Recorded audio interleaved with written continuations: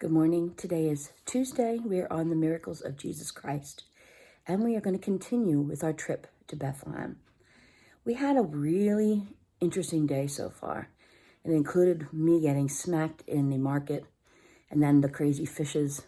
Now we're on to Bethlehem, and our tour guides and our bus driver, the Bennies, are not permitted to go in with us. So we got back on their bus. We drove for a short distance, and then we get to the area known as Bethlehem. It's under Muslim occupation at this time. We had to get off our tour bus because our driver and guide, who were Jewish, were not permitted to go with us into the Palestine area, Bethlehem. We walked through gates, and the gates were very high chain link fenced areas, and they were covered in pieces of jagged metal and broken glass. There were teenagers surrounding us with assault rifles. Truly was weird. And our dawdler, Richard, he stayed close by.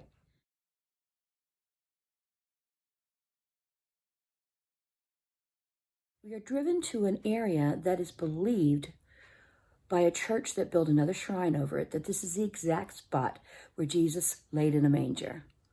It's very heavily commercialized. This church is, I believe, toxic. And let me tell you why. It took 2 hours to stand in line to have a 2 to 3 second view of this 1 foot by 1 foot area where there's been a dome built over it. And we were allowed to take a picture, and then we were told to move on. And they then seated us in a big great room on the upper level of this church that was built.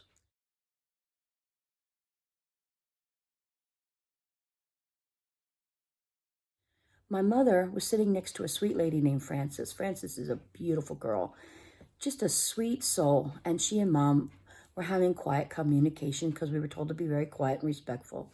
And at one point, Frances and my mom, because we'd been sitting so long, crossed their legs. And one of the men that ran this facility came over in his robes and his, beads and chains, and he slapped Frances's leg and yelled at her in English, "Get your foot down."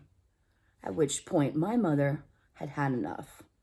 She'd watched me be attacked. She heard the ugly comments from the people that were selling wares in the Muslim quarter in the open market, and she scolded this fellow. Frances quickly put her leg down, and my mother did too. And then the man walked away and just watched my mom the rest of the time. My pastor, who had been sitting close to me, leaned over and said, "Is Mom okay?" He was really shaken. Pastor Mark is a man who loves the Lord, and I don't think he knew what to do with these guys in this church who are all about their income. Let's go to the book of John, and we're going to hear about how Jesus creates this most amazing miracle for a man born blind, and how the church was really unhappy about it.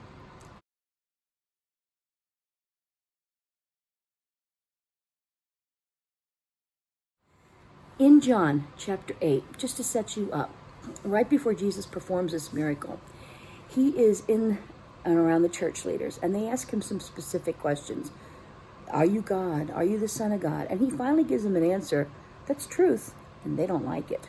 And they pick up stones to stone Christ, and he simply slips out of their midst. And the next thing we read in John is that he is walking with his disciples in the town, and there's a man born blind who's begging.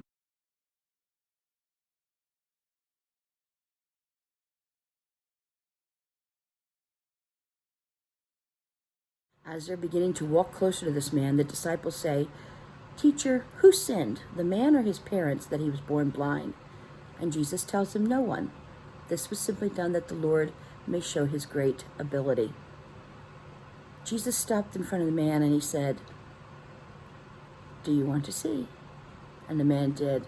So he made, with his spit, mud, and he used his hands to put it on the man's eyes. And then he said, "Go wash in the pool called Siloam." In our English language, that's the word sent, S-E-N-T. The man did, and Jesus continued on his way, and the man was healed.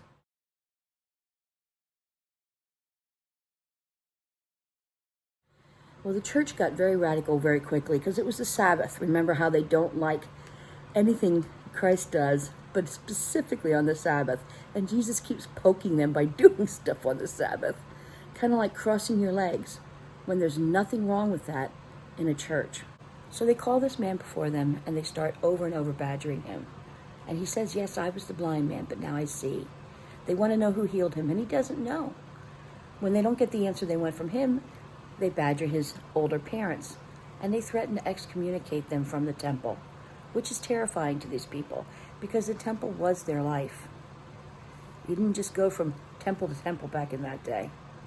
When the parents say he's of age, ask him, they go back to this man, and he finally has had enough. Here's an amazing thing. He was born blind, now he can see. And he says to the leaders, why do you want to know who he is? Do you want to worship him too?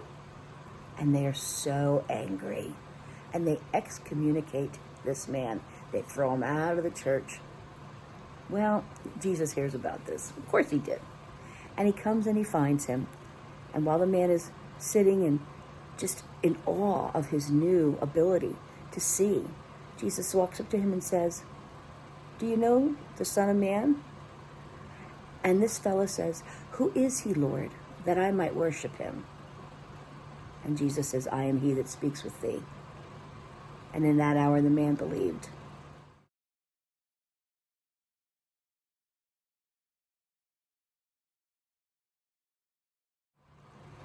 These are two incredibly different stories.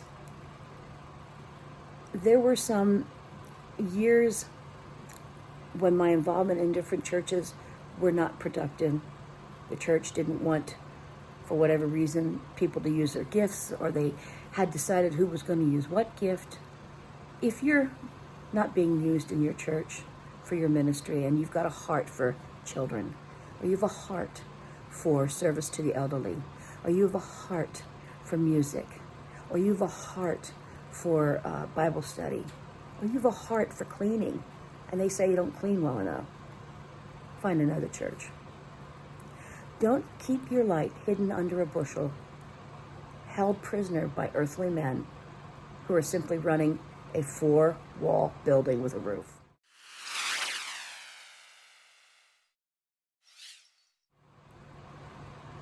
If we ever got back to Bethlehem, I wouldn't bother to go back to see that spot where Jesus' manger was, because of the way we were treated, because of the attitude of the men that ran that church building. But I'll tell you what, I would go every time to follow the Lord Christ, because he broke down the walls and he broke down the glass ceiling in church. He made us all equal regardless of our color, our gender, anything else. We are all the same in Christ. If we know him, we are all the same. If we refuse to accept him, we're all the same in the outcome. I pray that you have a wonderful and blessed day. We continue tomorrow with Bethlehem, and it gets a little more creepy and interesting at the same time. May the Lord give you his great shalom. Bye.